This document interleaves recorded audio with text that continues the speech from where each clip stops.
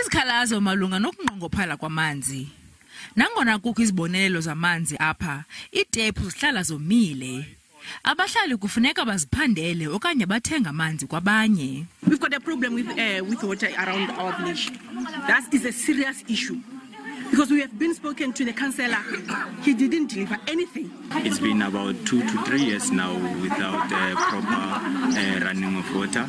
Ngoku bafuna isisombululo esiza kubaqhuba ixesha elide kwimiceli-mngeni yabo yamanzi.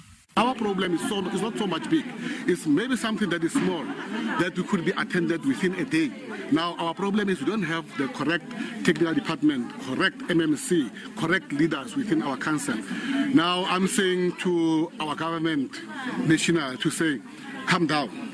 We need you here, especially water. There's nothing that can be done without water. Umasipala uthi nangona isisombululo esisigcina kule ngxaki yamanzi okwangoku amatanki amanzi isesisombululo esikhoyo. It cannot be true that the municipality is holding our hands and leaving our people to dry off.